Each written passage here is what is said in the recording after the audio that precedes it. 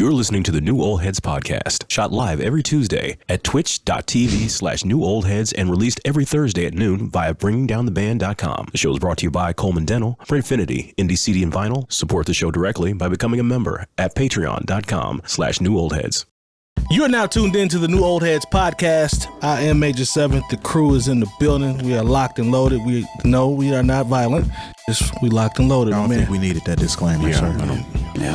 You can be locked and loaded here actually legally. Yeah, so That's a good point. You're right. I have a card though. Smart. Yeah, it doesn't matter anymore though. doesn't matter anymore. They don't Feel care. like that you had it though. I mean, it's responsible. Yeah, whatever. More responsible than I don't know. It's responsible to actually carry, honestly. Well, yeah, you got me there. My man Jay Moore, how are you, sir? Doing well. You know, shout out to. I know a lot of people see me wear the jerseys and think that I'm just being fashionable. No, this is a real thing. But Yeah. you know, I am a fan of NHL hockey. And so shout out to the Florida Panthers. Kind of like They won? Maja. Won the Stanley Cup, Game 7 of the Stanley Cup. That's just that's really exciting. My man Lonegevity, how are you, sir? I'm all right. I don't care about hockey. Man, you just gonna start. You gonna start that way today? No, I was just trying to be contrarian. Yeah, Yeah. I'm all right. How are you? Doing pretty good, man. Yeah. Awesome. Yeah, me too. I'm not going to Good. be homeless. That's awesome. Hey, There we go. Whenever you're not homeless, that's a vibe. A good vibe. My man DJ Jay Diff, what's happening, man? Salutations. What's happening? Everything good your way? Yeah, man. Everything's pretty good, man. Speaking of hockey, though, I ordered a hockey jersey. I don't even know the team. I just ordered it because He just saw it. It was fresh. He saw a fit in it. He's like, no, there's a reason why. So, Ohio, I want to say Cincinnati, Ohio has a hockey team who is the first hockey team in history that the whole starting lineup was black. Oh, I saw that. Yeah. Okay, so I ordered that jersey months ago. It's like a special night jersey. It's like a Scooby-Doo kind of theme. And I just got it like 2 days ago. I was pretty happy. Okay. about it. So Terry brought up a very interesting point as it relates to the concept of sample snitching. Is there a time for that, or is there, is it as Or what quantifies or what qualifies sample snitching? Because we come from the era where it was a no-no to do that. Pull Up Gang started with Primo when at the end of what's the record, Jay Moore, where he goes off at the end talking Royalty? about royalty. Yep. Well, let me ask you this then. What Okay. was considered sample snitching in the past? We can start, that's what I wanna- there. I think that's what I want to. And then we can talk about how it's kind of changed. I'm throughout the years. going to let because- Terry jump in. You go ahead and jump in. That's what I want to kind of preface, because I mean, back in the day when you actually got a record and a liner and credits, the sample was in there anyway, right? Yes. So if you actually were somebody that delved in more than just popping your CD or your tape in the deck, you kind of knew it was sampled essentially, so you could go back and revisit that. But what you don't know what part of that record is sampled, and you don't know what they did to it. Just like, for example, Shook Ones.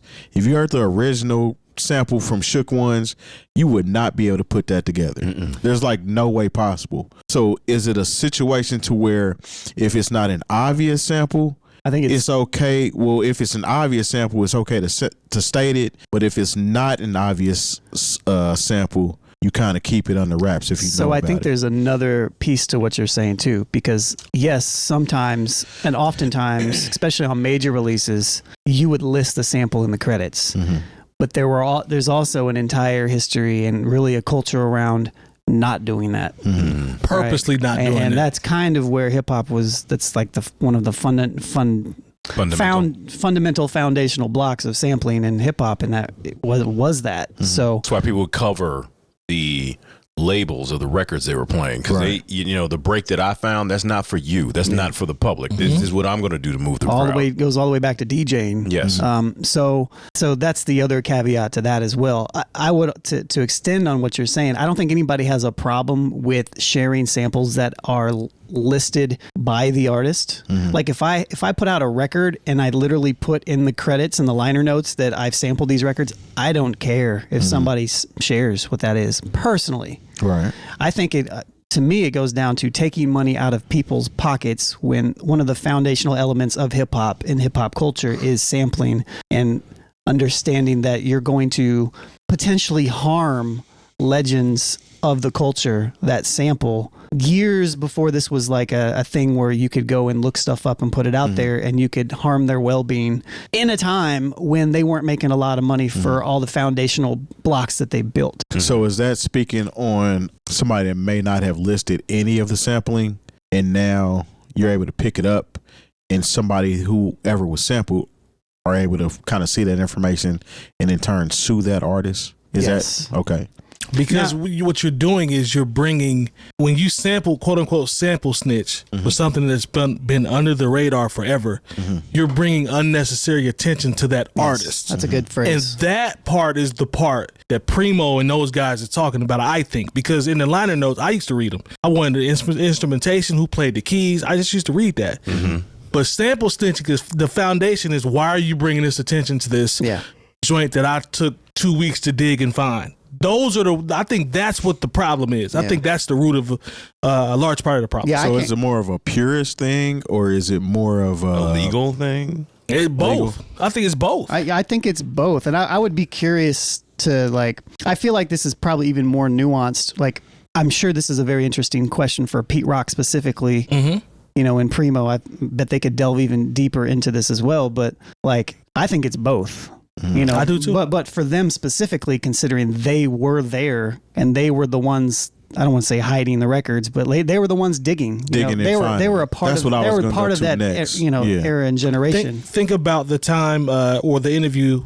I believe it was on the doc. No, it may not have been on the documentary with Tribe, but there is an interview with Q-Tip where he talks about him going to New York, wherever he was living, and then they had a huge record convention, and he saw Pete, he saw Primo, and they were all just laughing about, we trying to get to what? That's what it was. Yeah, and Pete was like, I'm tucking my records, I don't want them to see what I got. That's what this is all based off of. Hip Hop Evolution documentary is what that is. That's what it is. Thank you. And in that particular part, Q-Tip was talking about how Pete Rock would tell him the wrong stuff, you know, and people would be looking over people's shoulders and stuff like that. And there was even a part in there where Shad, who was hosting it, was talking to Pete and he was like, so what were some of the highly touted records? He's like, I can't tell you, you know, and stuff like that. So it's I feel like, you know, I can't speak from that generation, them specifically. I can only speak on what I've, you know, picked up from them and me as a producer for over 20 years that samples and that's where the fundamentally part that I came from and understand this stuff. But I think it's both. Well, you know, I think part of it comes from the fact that there are certain things when you hear it, you know what that is. They sampled a popular song or they sampled a song by a legendary artist. Like the record that we just listened to, you know, for those of you who would like to get down with the Patreon. There we go. By Common and Pete Rock. Okay, the vocal sample, we know that's Aretha Franklin. Yep. Okay. All right, that's not something they tried. And then he kind of referenced it in the rap too. Exactly. You know, but there are a couple of the layered samples there that I recognize. But when I say don't snitch, that's what I'm talking about. Like the horns on that Common song. Stop. You know what I mean? Stop. Yeah. So, but you know, I remember. I don't know if you remember the time it was like a daytime event where Jake One was here at the Jazz Kitchen. This is years ago, and you know, he talked about how we're really in an era where it is the Wild West. You know, and he talked a little bit about, you know, the stuff he did and he thought nobody would pick up on. And there's one person who hears about it and alerts some lawyer. And then he's got to go through all this stuff. Now there's something, you know, I remember on the stimulus package, the joint he did with Freeway. Fire. But we knew the record that they put out first with, you know, She Makes Me Feel All Right. Of course, that's Rick James. Yeah. Right. So, you know, and that's in the liner notes. But if you go, there are credits like that on every song. And I'm pretty sure to somebody who really wants to do their homework or just might want to be a snitch about it, could go through and all these independent hip hop releases could say, hey, that sounds like you took a horn stab from here. It sounds like you took the drums from here. It sounds like you took a little wah-wah from here. You know what I'm saying? So really, I think now we're in the era, especially when we don't really know what anything is selling and only a few different records get on the radio. I think there are a lot of people who are doing some layering and slowing down and pitching up to where a lot of the stuff you could tell it still samples, but we're in a different era as far as the finances are concerned, to where, you know, if you know, I would suggest that you just don't snitch. Yeah. Yeah, you don't have to. I think, Mike, you hit it right on the head when you said unnecessary attention. Like, it's like, it's one thing to talk about it with your homies and stuff like that. It's another thing for us to get on here and be like, all right, let's listen to this Jake One album and pick out all the samples. Yeah. And it's another thing for the people in the comments to be and be like, or to have an entire message boards about this and Discord servers about like, yeah, let's find it's who sampled. It always just puts like a bad taste in my mouth. Who sampled is what I wanted to bring up, because shout out to or even when they put out the break records and it would be like what the original artist is and who sampled it. I was like, do we really need to? I think that's some part of what Pete Rock talked about. At the end of royalty. You don't know what Premiere. You guys know, but how elaborate who sampled it. They have a filter system where you can say, let's say it was Alchemist. Let's just use Alchemist. It'll say songs where Alchemist rapped on that have samples. Songs that Alchemist produced, all of those samples. And it'll literally show both of the original and side by side. And what time the sample starts. And they have the to the T where exactly where it comes in. Or it could be like only joints produced by Alchemist, just by him. You can do 12 different filters, and it's all quote unquote sample snitching. Like I remember when I saw this, I was like, it's a rap. I'll say one thing. I don't have, and maybe this is where I differ from other people, I don't have a problem with quote unquote sample snitching or talking about samples if the original producer and artist has already publicly made it public. For example, if it's in the liner notes or something like that of the record, I don't have a problem with it. But if the creator intentionally left it out for whatever reason, then that's where it becomes a little weird to me. Or if it's obvious, if you're going to sample Rick James, obviously, he's a major artist. But if you're going to sample the Butterfly Collective from 1964 that only released a rare 12, local record, 7-inch that only pressed X amount of copies and all this other stuff, it's like, come on, man. Like, now, granted, there's other conversations to be had about the ethics in this, right? Which we can have, but I don't know if we want to go there yet. But there are certain producers that have a certain style where this could, I will say harm. Certain producers can be harmed more by this unnecessary attention than others. Everybody's not into crates. Yeah. We know the producers that are actually in the crate. Like when I hear certain stuff, I'm like, I have no idea where you got that from. Yeah. And then it's like, okay, if you want a bite, just go to who sampled it. It's going to show you everything. And I know for a fact, in today's era especially, these projects come out with a front and a back, and there are no liner notes anymore. So we know the samples are not being put out like they used to, but they're still being filtered through the people that are AI doing the snitching. I mean, doing the snitching or whatever. Now you have stems, so you can literally break a song down in stems and figure certain things out. One of the other reasons I brought this up too is because Ninth Wonder was doing a DJ set. This was back during the pandemic, so he's DJing live, streaming, and he would play the sample song first and then lead into the song. And he kept saying, stop sample snitching to people commenting in the chat. So it kind of was an oxymoron to me, because you're playing the sample and then you're playing the original and then you're playing a joint that was sampled. Doesn't mean everybody knows it though. Was it? I mean, but we're in a day and age where I can Shazam anything. That's fair. So if he's playing something, I can put on Shazam and I can pick it up. That's fair. And to me, it was like, I understand what he was saying, but at the same time, it's like you're giving people the answers to the test, and you just don't want people to say what the answer to the test is, and then you're playing the sample. I think that's part of it, though. I think that alludes to what Mike said about you don't have to bring unnecessary. I've never really thought about it, because I know DJs that do that. We do that at Take That Tuesday. I think all DJs do it, but you've done it. Him in particular was while he was streaming saying stop sample snitching. Yeah, but it's almost like you were telling the story, leading the way there without saying the artist. Would that this is a time where everybody was sitting at home anyway. They're excited and anxious to hear this stuff. That's such and such song. They're typing that in the comments, and I don't think consciously they were thinking that they were snitching on the sample, so to speak. And then with you dropping the actual joint afterwards or group with it, to me that kind of was like.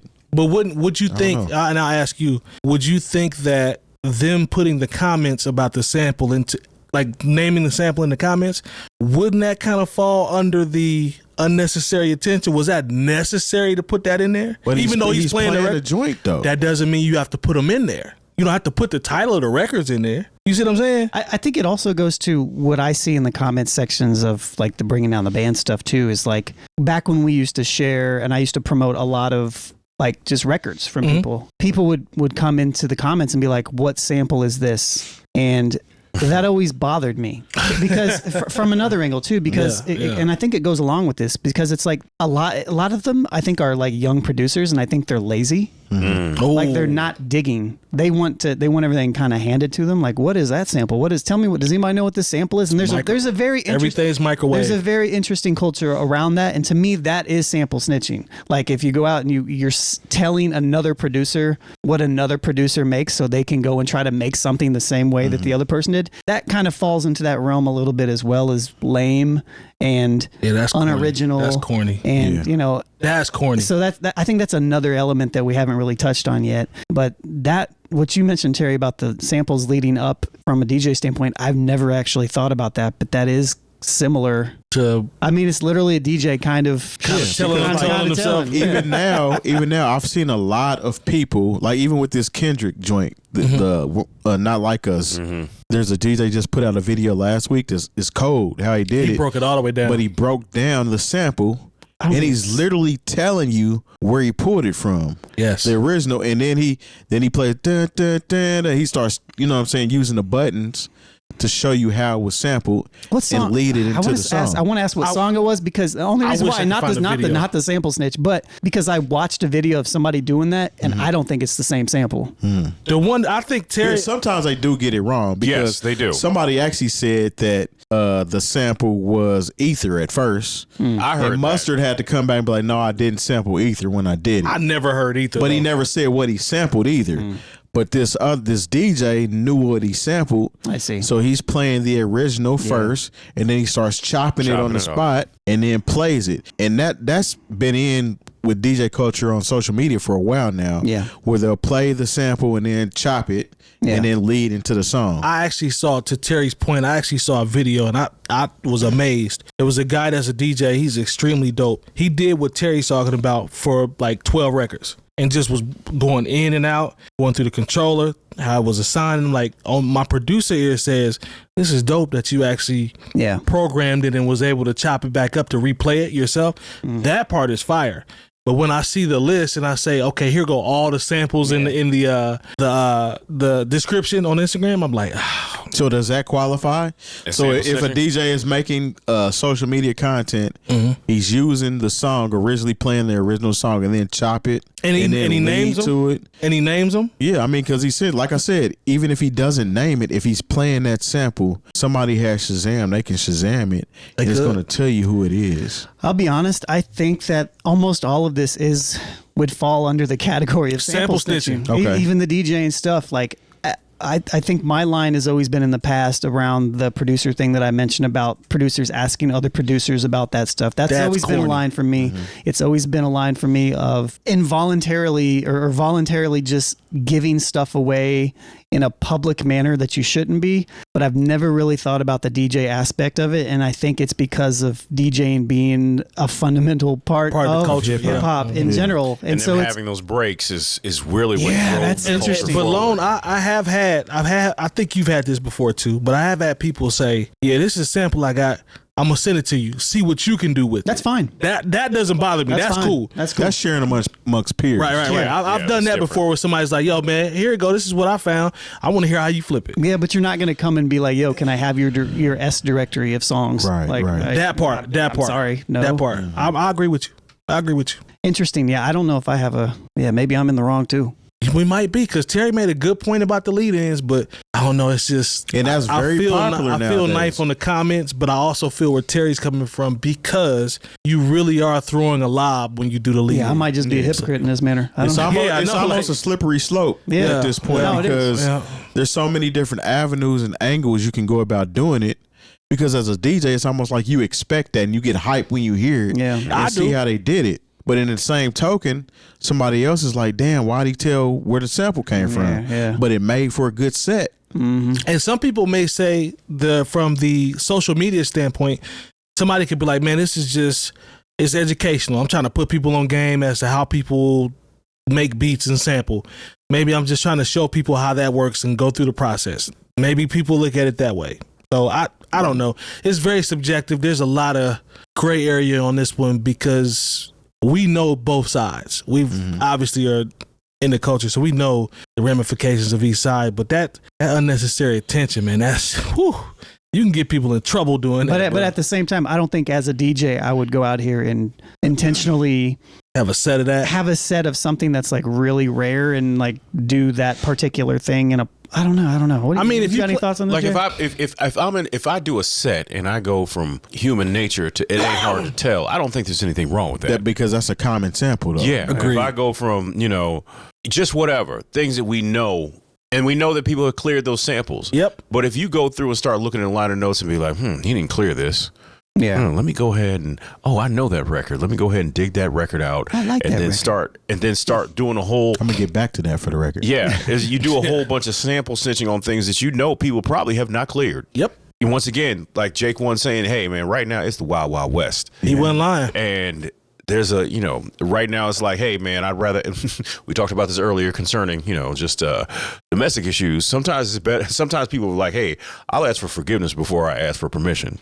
Yeah. Dig it. What about, we could cut it there, but there's also the argument that people are going to have with this conversation of the ethics around sampling in itself is technically stealing from other people's music. To use it. But I mean, if you're getting permission. But here's the thing. Well, let's talk about the people that don't want it revealed, right? Mm-hmm. The rare stuff. And then if they reveal it, then that's just them revealing that this is somebody who didn't get paid, who deserves to be paid. And I think my argument to that has always been, well, do you like hip hop music? And do you understand where it came from? And do you understand where it was created from and how it had to be created from? Little breaks. Yeah, but out of the necessity, for the creation of it was at the time period. Yeah. It's a whole thing, a different thing that could definitely be talked about. I think now in 2024, there's no reason to sample somebody without crediting them. Like it'd be crazy if somebody in 2024 said, hey, I'll just see if I can get away with sampling Steely Dan. Well, especially how Steely Dan get down. Yeah, good luck. Yeah, like if I sample a record right now and I try to pass it off and put it out, there's too much education out here. There's too much knowledge around all this stuff I should know there's no reason for me to not have to reach out to somebody to try to clear something. Mm-hmm. There really isn't. I mean, the date and time, essentially. Yeah, and don't get me wrong, there's still going to be people that don't agree with me right now, but to me it's different now than it was in 1979 to 80 to 81 to 82 to 83 in the 90s what was people were happening then. Definitely trying to hide the sample. Yeah, a lot of people. And then when it actually came to the forefront, they're not making any money off of it now. For sure. But also it's like there's a lot of people who are sampling and like they weren't generating any money. Now when you, like I said, we talked about Steely Dan.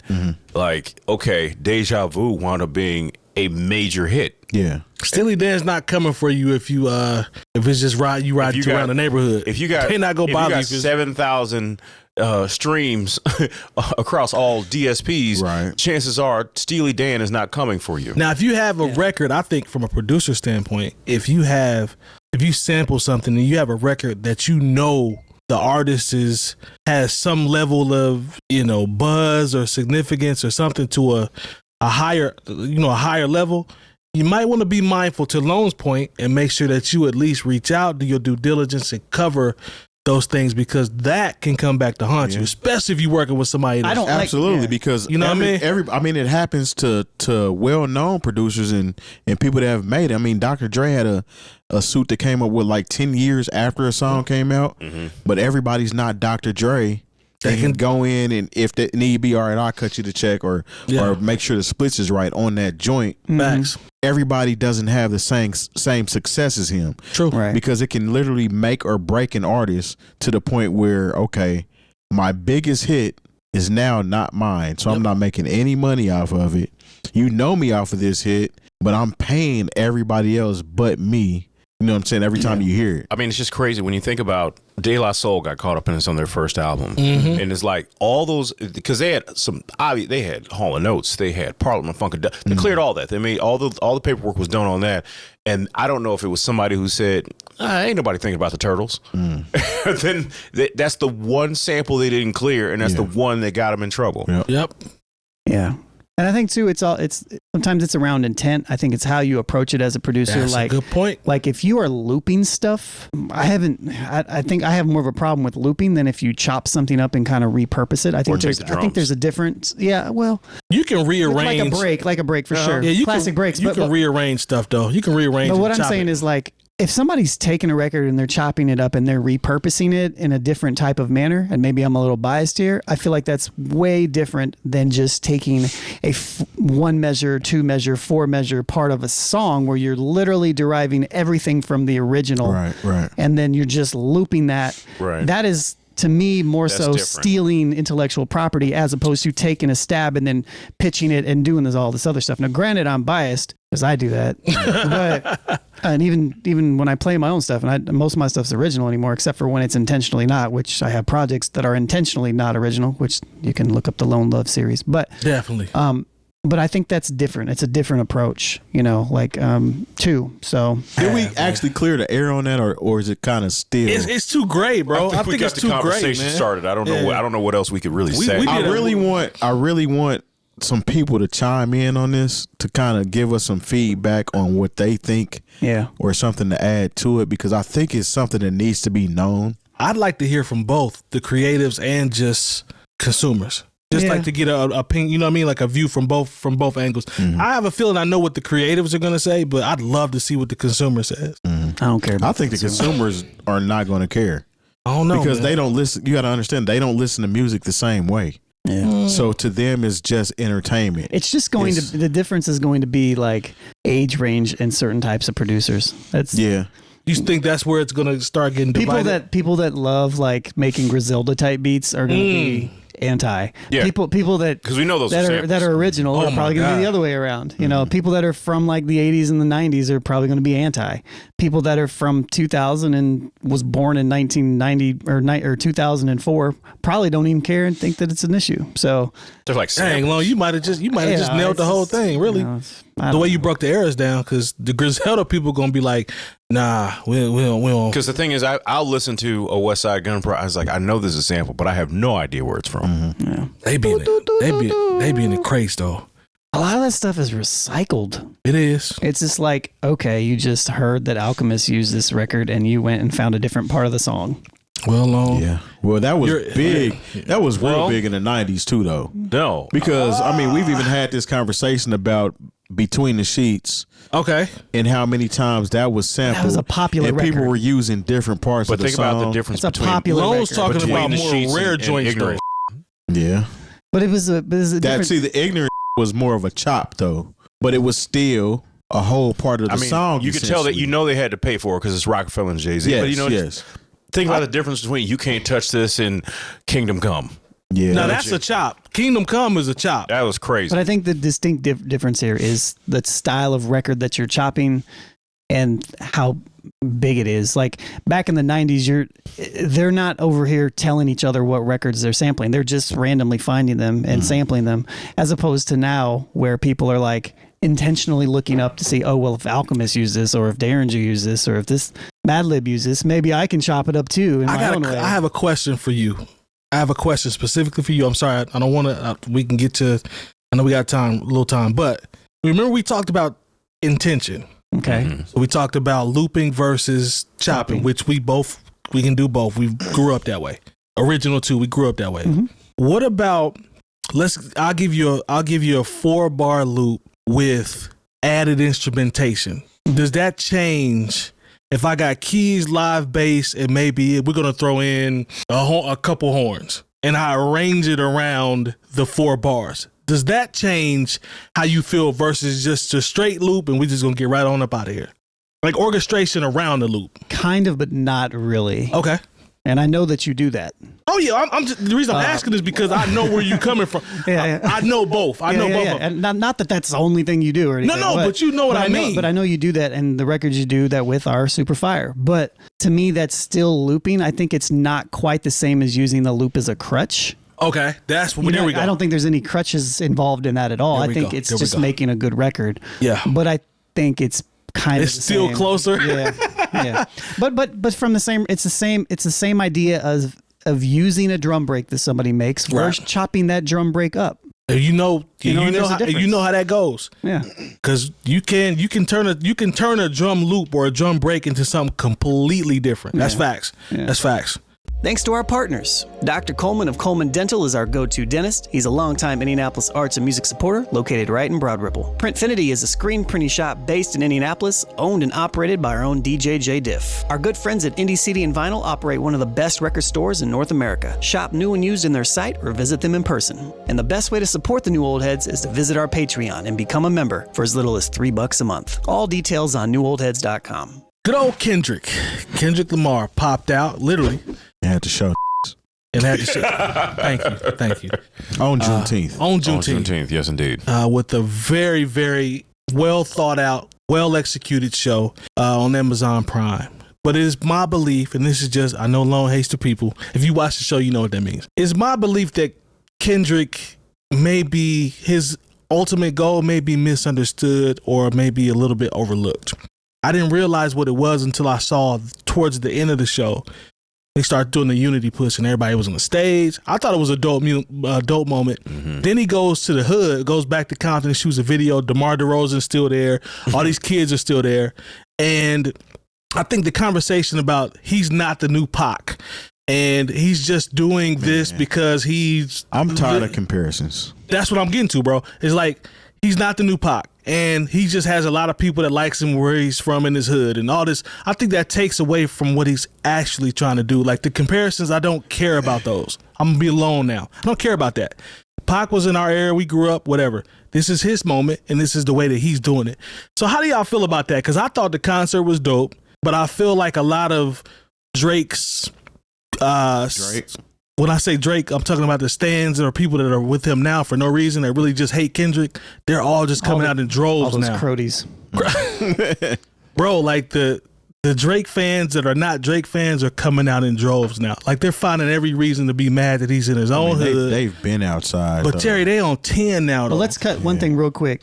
Kendrick is not Tupac. No. Thank you. We know this. We know. And that's fine. Thank you. And nobody thinks that he is. He's not trying to be Tupac, though. That's exactly. the thing. God, the problem with today's general temperature of things is anybody that's great and at the top of their game, they have to be compared to somebody. Yeah. It doesn't matter if it's sports, if it's acting, if it's music.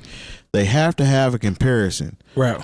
The reason why Kendrick is gravitating towards Pac, because you have to understand when Kendrick was a kid, Pac was at the height of the rap game for the West Coast. Facts. So he witnessed that. He witnessed how people reacted to Pac records. California Love video shoot. Absolutely. That doesn't mean he wants to emulate and be like Pac. And you can see that from his actions. True. There's nothing about Kendrick's raps. Well, I take that back. Pac had a couple different sides. So there are poetic verses from Kendrick, obviously, but there's not the machismo, bravado, pump your chest out, so to speak, type rap from him. There's not the Machiavelli type. Machiavelli was actually more poetic than some of the other stuff. All Eyes on Me. But it did have some bravado, a lot of bravado in there, a lot of, I hate to say womanizing things because Pac also had the Dear Mamas and the Keep Your Head Up and things of that nature. Can you get away? He had things that were specific because Kendrick is to his point is me against the world, like that type of Tupac, and Dear Mama and Brenda and all that. Like but he's still in his own lane. The way that Kendrick tells stories and the way that Kendrick represents the culture is not the same way that Pac did. Pac, and a lot of people say or just assume that Pac would have been this, that, and the third. Pac came from a really political background. So there's no way to say exactly what type of man he would be right now. He might have shunned rap by now.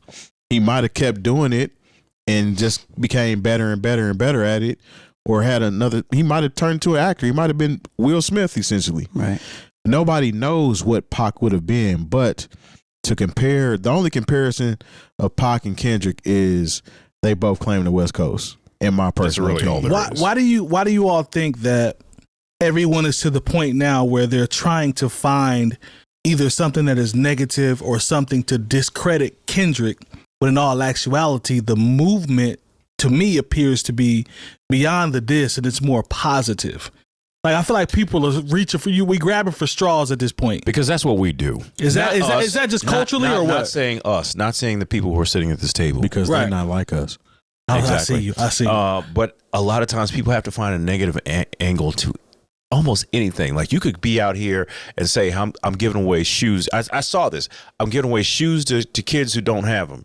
And then somebody will be like, yeah, but they wasn't Jordans. Why'd you give them kids all the cheap shoes? Or you just want to tell people you giving away shoes. That part. It's like you didn't realize. There is some of that, though. There is. There is, but you still missed the point that the kids are getting the shoes. Yeah. That's the point. And so, like, look, coming from a time in, and like I said, I'm not going to compare St. Louis to Los Angeles, but I just remember when the Crip and Blood thing was very real and it's very dangerous to the point where, like, if there was a mall there called Northwest Plaza, I didn't dare wear any Chicago Bulls gear to Northwest Plaza. Smart man. And I saw Crips and Bloods all on one stage, and people were hugging and showing love, and we're all in pictures together. And people they'll say, okay, wow, he got gang members together, quote unquote. Somebody's gonna die tomorrow, so what does that really mean? Or it's just that's such a caring thing to say. Yeah. Thank you, bro. It's like there's so many of these. There's so many random darts for no reason from people that I know that don't really like. You don't even like Drake, or you don't even care. You don't care. Like, you really don't even like Drake. You're finding anything. Well, the problem is, and I can't even necessarily say it's a problem, but the issue is, it's easier to listen to Drake, man. At the end of the day, we've talked about certain type of listeners when it comes to this music thing. It's easier for people to listen to Drake and to relate to Drake on just that fact that it's easier to listen to him. Mm-hmm. They don't want to listen to Kendrick. They generally call people slower and boring that talk about social real life issues, substance, political things. I'm having issues with myself, and I'm making music about it. You know what I'm saying? Things like that. Drake has never given you that, so they're comfortable in that pocket. A lot of times, people aren't comfortable with themselves enough to listen to a Drake. Not a Drake, but a Kendrick, because it makes them feel a certain type of way, and they're not comfortable with that, so they don't like it. So they just turn it off again. And we've had this conversation since the first episode. Drake is a pop star, so he actually relates to more people on that level. They don't relate to Kendrick the same way. They want Drake to continue to win because he makes music that's easier for them to relate to, as far as just I want a boogie type shit. And they're using the They Ain't Like Us as, well, y'all talk about Drake only makes pop records, but Kendrick's biggest record right now is a pop record that everybody's dancing to. And it's still not his biggest record. Yeah. First of all, it's not his biggest record. Let's get that out there. It's making a huge impact right now. It's going down as a song of the summer. Everybody's dancing and having fun to this song. Granted, that's cool. It's a way for them both to exist to the point where you're not delusional, a denial of what's going on here when it comes to this Kendrick and Drake thing. Mm-hmm. And to your point, as far as him showing the unity and things like that on stage, that was a solid effort for him to pull everybody together like that. It's just to let you know that I'm on a united front. You told me I wasn't this, I wasn't that, but yet I got all these people up on stage backing me. Mm-hmm. There's people on stage that you were shouting out in your song trying to get them on your side, but they're on stage with me. And you know what's crazy? I've also saw you're absolutely right, but the angle where, it's easy for him to just be around a whole bunch of people that like him at home. No, it's not. How many rappers I mean, have you it's heard still that? L.A. at the end of the day. But how But many? you know how hard it is to get people from LA on stage together. Ask Boosie Yes. about going home. Nipsey died. Thank you, Yeah, bro. I mean, what are we talking Somebody about? from his own set killed him. That's what Yes. I'm saying. Like, why LA are y'all, is a dangerous place. Yeah. why are y'all trying to downplay that fam can actually go back to the crib? I saw little boys dancing, little girls dancing. Like, they was just out there Man, having you a good saw time. cultural icons from L.A. out there, man. That's what I'm saying, bro. Got So Dr. Dre to come out the house. it's Come on, it's man. corny to try to reach for things to discredit him just because. I'd rather you just say, you know what? I think Kendrick Lamar is overrated. I don't really like him. He's a Well, that's dope what they're rapper. gonna say anyway. But just say that though. But don't be corny and try to reach for stuff. Like, that's corny Yeah, to me. I saw the comparison. I was like, well, Kendrick's not Tupac. He's not a revolutionary like Tupac. And I'm just like, I don't think that he's trying to be a revolutionary like Tupac He's not. was. Like, I don't think he's trying to do that. And this is what I don't get. So they'll say that, but then in the same token, the same voice will sit up and try to tell you that Extension is the comparison of It's a Tupac. Yeah. And it's like, I don't know if those are the same people or not, but He's not lying though. I've seen that as well. But you know, And they'll call us old if we say he's not a comparison to Tupac. yeah. I know they have our, because when we talk We about old it, when we say he's not a comparison to Tupac. But people are just grabbing at straws. Like, you can't acknowledge, hey, I don't care what side of the coast, what side of the country you're on. I watched that and I watched a whole bunch of rappers I didn't even know. And it was like, this is dope. How can you like? And then when I claim- saw him come out and do They Not Like Us like 4 times. 5 times? Six Like- times. Go ahead, Lon. No, Yeah. but like, how can you claim to like love hip hop in the culture and not appreciate that moment? Like, That's weird Because to you me, are bro. a hater. That's an That's amazing weird to moment. They were literally watching to hate It's because just- y'all witnessed it too. It was That's just- what gets me. Y'all are literally watching the same thing and then telling people, "Oh, ain't nobody vibing to this concert but people out west." But you're not from out west, and you watch the exact same thing that everybody else was watching. Like- It literally has the most views for a live show on Amazon right now. And that's that in itself is hilarious to me because there's been a narrative that says Kendrick needs Drake in order to do the XYZ. I'm like, you remember Drake and Kanye did their concert on Amazon as well. And didn't nobody they care. It did. didn't do the same numbers. They did. Here he is. He ain't said, Kanye ain't said nothing about freeing Larry Hoover since. First of all, Nah, man. first of all, that was a whole bunch of bull. Even when Kanye came out and tried to jump into this, nobody cared. So that's neither here nor there. But with Drake and Kendrick, it's like, fam, just let him cook. Like, he's cooking. Like, it's cool. Nobody's saying Drake's not a great artist. I'm past the battle. I don't care about that no more. I don't care about who won. Just let him cook. No, but Drake gave Kendrick new life because without this beef, he wouldn't have this hot single. I just hate even like we're talking about the greatness that Kendrick's doing. I hate even bringing Drake up in It's this conversation. crazy. Exactly. I don't. But I'm he's not- tied. He's tied to I it, don't though, care, bro. man. Like, I don't care. I don't care. The majority of that concert was about Okay. a celebration of You're culture, right. a celebration Y'all of right. hip hop, On Juneteenth. a celebration of the West Coast. Y'all And right. like, you can go into it and be like, man, the West Coast is like, you cannot say nothing about the West Coast and their contribution to Y'all hip right. hop. Nah, Y'all you are right. can't. Y'all are right. That is what it is. Okay, yeah, I'll take that. Of course, he started with Euphoria, and then he ended That's with They Not silly Like. to come out. And he let it breathe. you But though. think about Euphoria. how much was before that, and then in between that, Tyler the Creator. when they went crazy when Tyler got out there. Man, And who? Somebody. I can't remember who it was, but it was like, I mean, you knew Dre was going to come out. No, I didn't. No, you He didn't. never comes out. To get Dr. Dre to sometimes pop you gotta out. pop out and show man. That's all I'm saying. Melissa. What's crazy is we had a segment last week where Terry goes, "See dead people." Right before like everything starts. That was before this concert happened. Yep. Oh man, It's that's actually crazy. Super crazy. Man, shout out to Kendrick, man. I see the wave. I hope the video goes up. I hope they run the numbers It's up. going up. Look, I mean, And I hope he got an album this is coming. really I his don't care. summer. If he does have an album coming out right now, this is his summer. You might as well tuck everything else in. I don't even need to. It's crazy. I just said last It's already week. his summer with her. Not No, even it's a with wrap. album. It's a wrap. I said last week that I don't care for concerts at all, and then I'm watching this and like, oh, this looks I pretty would- cool. That Yeah, one would have been dope, right, Long? Yeah. That one would have I been don't, dope. I don't know. I know there's OVO Fest or whatever coming Who up. cares? Boo this man. I look, hate to sound so American, but I don't. Hey yo, hey, listen, man. OVO Fest, y'all have a good OVOs. time. Hey, listen, don't bother me a bit. When I saw Westbrook and DeRozan and I saw J Rock. Imagine DeRozan though. DeRozan, he like 6'7", who played in Toronto. Yeah. And is in LA saying they not like us. And you know what's funny? So, and this ain't a shot at y'all, Canada. We love y'all too. But y'all had a DJ that was mixing "They Not Like Us" with I saw that. "They Never Loved Us" or something by Drake. What song was that? No, I know what you're talking about. Anyway, "They Not Like Us" canceled that joint out, man. I'm just sorry.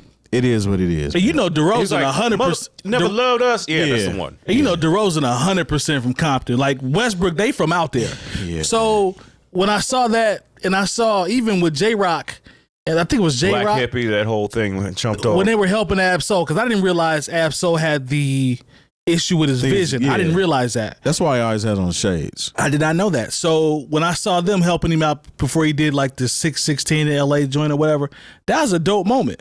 Like him doing the ad-libs for him and just being out there with him. I just think there's a lot of dope moments, man. They brought Tommy the Clown out. It was dope. Yeah. The whole thing The was just culture was good. out. The whole thing was great. Like It was. you can't. I don't see how you can say that you're a hip hop lover or part of it or anything to that manner, and have any type of criticism to break Drake up at all. And like, what's- what are what's- you just and shut what's- up, man? and what's corny- Cue the Dick Gregory clip. Yeah. Yeah. You keep talking, man. Come on, man. You keep talking. And nobody said Drake wasn't a great artist. This just Nobody was said nobody that, said that. But this ain't it. This is But not it's your not his time. time. Win some and you lose some. But you fight another day. That's right. You're going to find somebody else to fight, Yeah, man. Debo just knocked you out, fam, and Knocked it's him all right. out. It's all right. Get And up, the Clips Craig. got an album coming out. I wonder if Pusha T gonna say something to him. You know Pusha T's going to say something to him. Yeah, that's what I was posting on Facebook. Get up, Craig. Get up. Get up, Craig.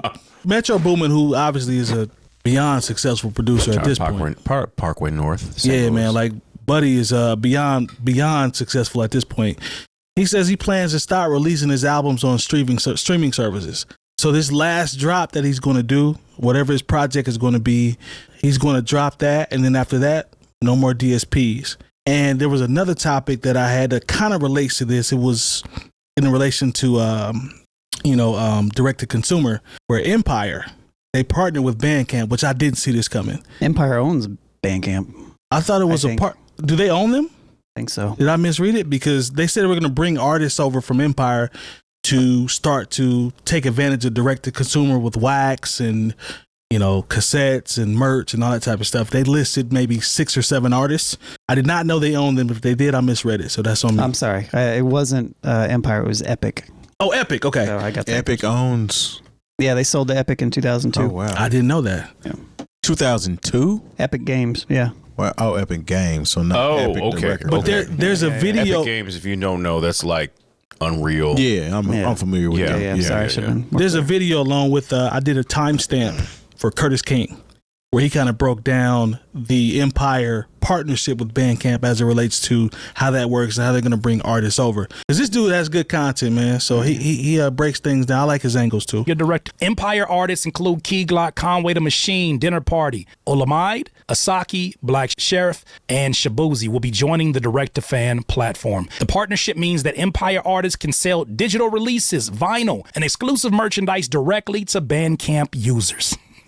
I laugh because I got a Bandcamp tutorial that's up there, and people was like, man, ain't nobody finna use no damn Bandcamp. I'm 10 years ahead mentally, and I'm trapped in today's time. Well, you can let them use it and make some money off of it while you sitting around being like, well, that Bandcamp tutorial at, okay? My bad. According to the announcement, Empire's adoption of Bandcamp means that a new generation of legends will have access to a community of music fans who are dedicated to supporting artists they love. According to Bandcamp, fans have paid artists and their labels $1.32 billion via Bandcamp since it was founded in 2008. Fans have paid artists and independent labels $14.4 million via the platform in the past 30 days alone. Somebody gonna have to tell the truth, and I'm gonna tell Including some people who didn't pay for some music from me. Shout out to CurtisKing.bandcamp.com. Since being So it looks like they also got acquired by Songtrader in September. So maybe they got sold So again.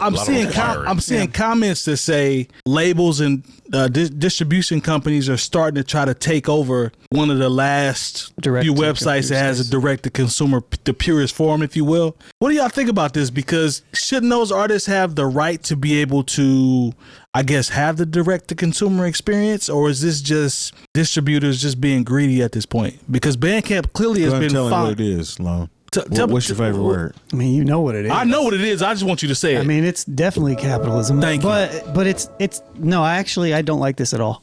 Okay, tell me why. I don't like this at all because exactly what you said. Mm-hmm.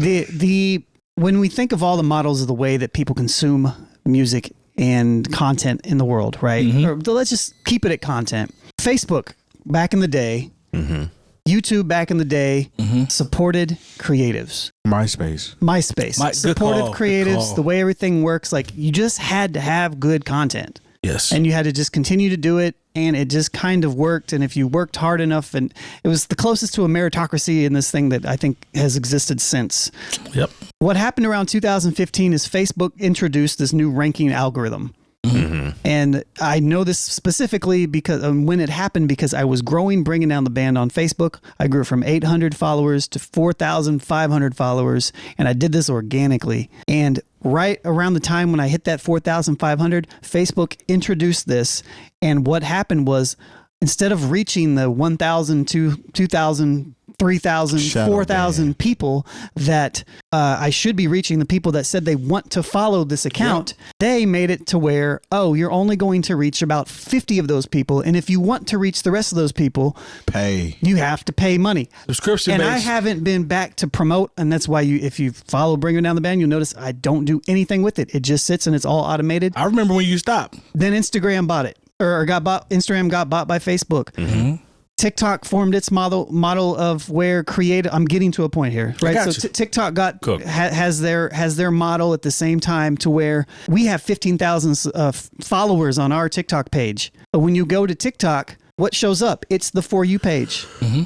Followers don't matter anymore, right? So followers do not matter in that sense. Even though we have 15,000 people, do you think 15,000 people see our content every time? No, they do not. Looks good. All of these algorithms, it's a vanity stat at this point. Followers, subscribers on every channel is a vanity stat because of how the algorithm works to rank things based upon what they think we want to see. Even though I logged into Facebook today and the first 11 posts were of accounts that I don't even follow, that I don't want to see. And then the next post I see is by somebody that I've seen this post before and I've ignored it 5 times. Mm-hmm. Why am I seeing this? Because it's being pushed. It's being pushed. Right. So to continue at this, to get to my point a little bit, these media conglomerates of YouTube and TikTok and Facebook and social media and all this other stuff, it's the same way that the music distribution is going.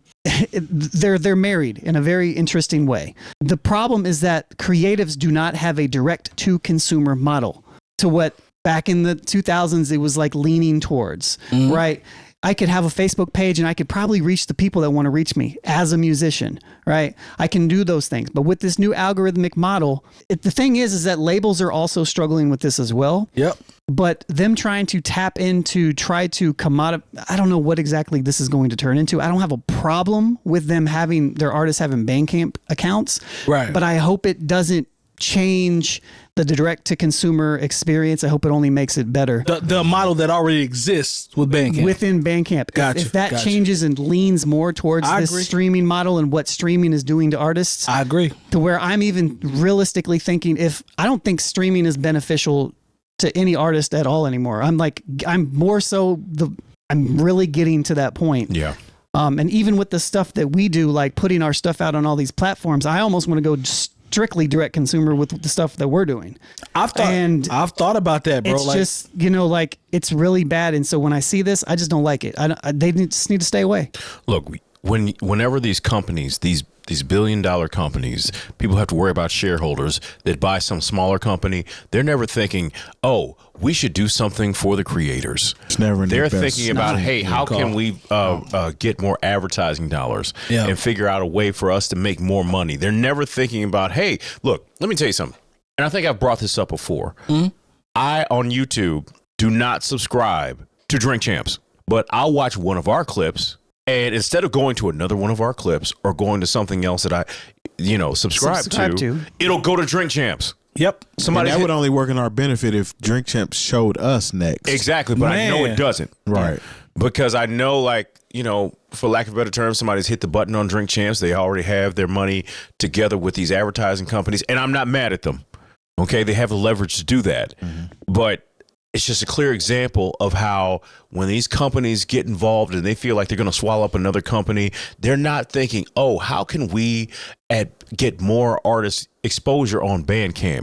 They're thinking about advertising dollars. They're thinking about subscriptions. They're thinking about memberships. Once again, everything boils down to that because we don't buy anything anymore as far as art is concerned. Right. And so when all of these things happen, it doesn't, as content creator, it doesn't make me excited. It doesn't make me think, oh, now they're going to, some people who are creating something dope in their basement are going to be seen. It lets me know that they're just going to continue to push the things that have already been paid for. Yeah, right. It's more so in their best intent. Yeah. And their best intent is $1. It's essentially like these companies come and buying all these houses and they don't even live in the same state. Yeah. But they own all of these homes. They could care less about what happens at that home as long as they're getting their money all the time. They don't care how they've driven up the cost of people just trying to rent. It doesn't matter to them or trying to buy a home. How it impacts the neighborhood, none of that matters. It's just like, hey, we wanted to buy all these homes in this neighborhood. It doesn't, what the actual human cost is doesn't bother us. No. We can't be worried about that because we somebody wanted to buy a house and then some corporation comes in and puts in a cash offer. What are you going to do? Yeah.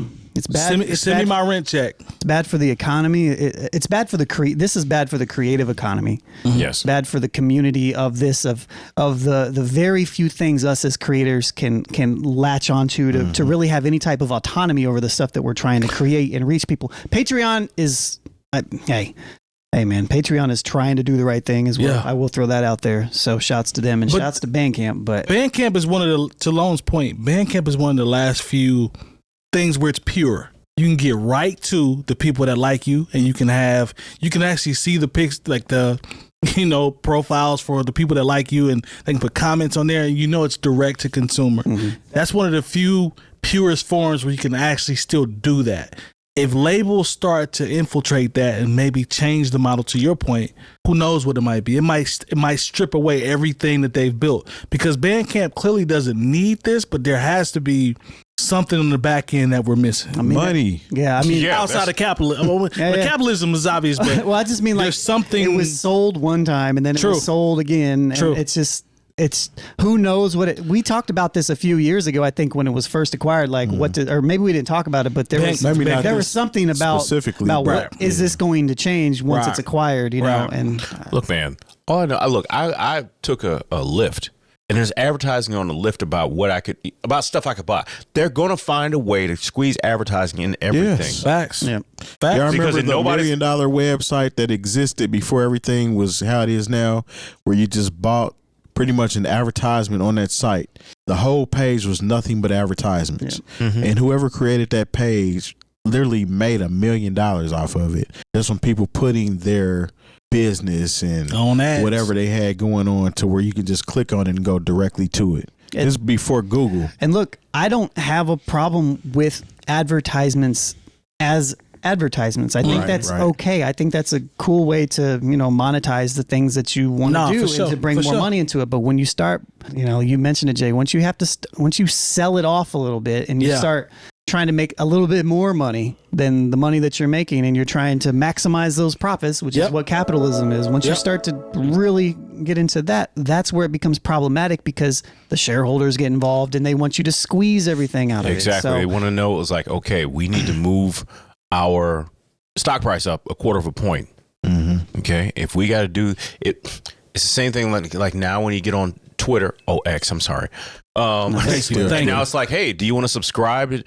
No, I have been paying nothing to enjoy Twitter all this time. I'm not going to do it. Facts. The same thing where, like, when you go on TikTok and there are these people who are selling things, you can hit the link and it goes and you can buy some vitamins or whatever, or an ice maker. Yeah, or an ice maker. And remember when Instagram everything would be in order of when it was posted? Man, that was great. Yeah, and now I don't know what my friends are doing. Facebook is way out of whack. Facebook is horrible. Yeah. Like it's absolutely horrible. It's not you might see anything on there. I would say in a certain way, social media is dead. Because unless you're talking about advertising, because like honestly, I think followers are dead. Followers are dead, yes. Because as far as actually connecting to the people that you wanted to follow, the friends that you had from high school, everybody's getting algorithms pushed on them. Everybody. I don't know. Like I said, if now.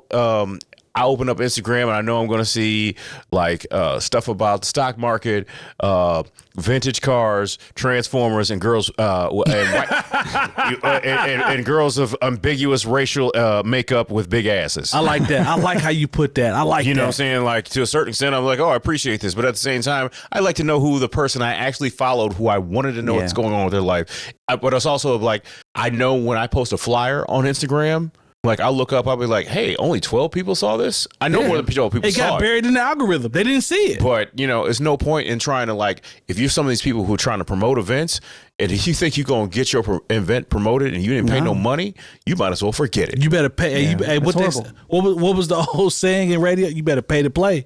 Period. Yeah, so I think the creator economy is very much closely related to the music economy, and I think followers and subscribers the importance of them are going away. Yes. Like, look, we have 8,000 some subscribers on our YouTube page. Yeah. And with that, we didn't pay for any of those subscribers. Yeah. Nope. They all came over because they watched our videos and they watched our shorts. But we still will only get 200, 300 views on a big episode. Which sucks because they actually came over in real time on their own. Yeah. That's the part that sucks because the algorithm will just push them to the side. That's the part that sucks. That's why you got to turn that bell on and notification whenever we do something. Yeah, like that's very important. The ratings are important. And YouTube's better than all these other of them. Yeah, which is crazy. The algorithm is crazy. Look, this is how I know. Like, I think there was a couple of times we talked about Lizzo. Yeah. And like all of a sudden, all of our clips that we're doing this is on Instagram, I believe. Mm-hmm. We had been surrounded by going into the four figures. I know some of that don't. It's not a lot to y'all, but we doing our thing here as four non-famous people. We get numbers like we do. Talk to them. But then like we say something about Lizzo, it's almost like somebody has said, push the button. Yeah, y'all ain't gonna talk about Lizzo, and we didn't even say anything demeaning. We said we're actually complimentary, but the fact that it was Lizzo. Oh yeah, okay. And I think there's just certain people that the algorithm will not let you say anything about unless it's super complimentary. Yeah. So when we talk about Lizzo, they like literally, it be got 12 likes on this one. No, it literally was like 70 views or something. Yeah. Surrounded by us, we could talk about, but when we talk about random video games or something, like. To get like 50,000 views, but we talk about Lizzo. The problem becomes with this, exactly. But the problem with this becomes that as creators, as musicians, you start catering to the algorithm instead of to the people that want. And we haven't done that, but still, because that's not what we do. Yeah, but at the same time, like that's what happens, and then everything becomes lame. So, get lost in the matrix. So back to this, I don't like it. I don't like it. I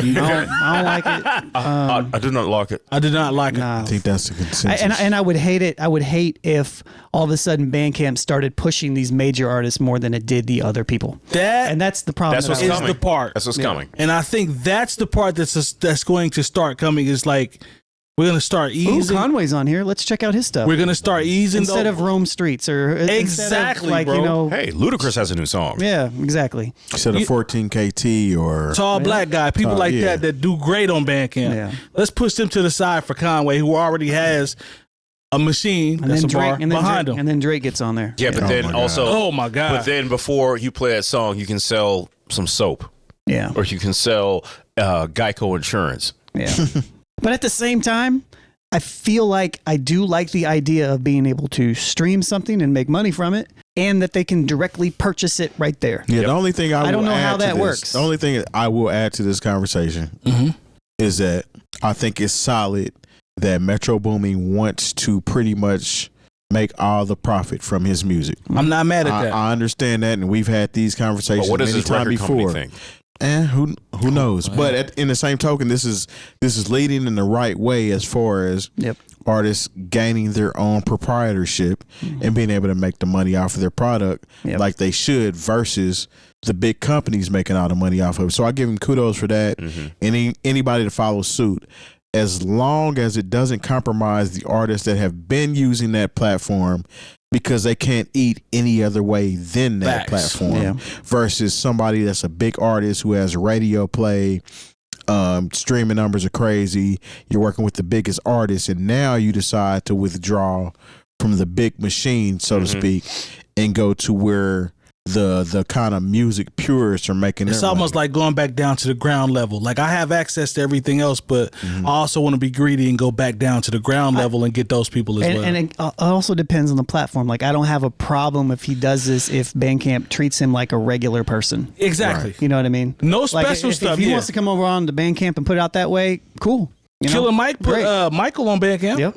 I wouldn't. Hey. So, okay. So, hey, I'm here for the push of this shout out to do-it-yourself stuff. And to Terry's point though, shout out to Metro Boomin. Maybe he's one of the first ones, and maybe some people will, follow suit. But I'm with Lone 100%. Just make sure no that special activities. Make sure you don't try to bury the other artists under what you're doing. If anything, it would actually make a lot of sense for you to kind of help pull them up. Yeah. And say that I've seen what they've been doing. Yeah. And I feel like it's a good, situation to be a part of. I'd rather be that person. I want to support them by bringing attention to this platform. That's not how it works, but it's Yeah. I mean, I have to be cynical about it because I've seen how corporate America works. Absolutely. But Terry's right though. I'd rather be on that side of it than the other side if I'm gonna cross over. There's a balance for sure. So and he's not wanting for anything. For sure. He's definitely comfortable. Sold his like a percentage of his catalog in the last couple of years and got like 70 million.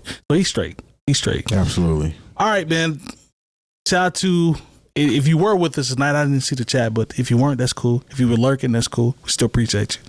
NewOldHeads.com for all the education you need. Remember, if you see it, like it, subscribe, hit the bell for notifications, and also give us a 5-star rating. We really appreciate that. As Jay Moore says, if you don't give us a 5-star, you are hating. Thank you, sir. And remember our Patreon, $3 holla. That's where you get the reviews and all the rest of that good stuff that we have for y'all. We appreciate the support as always.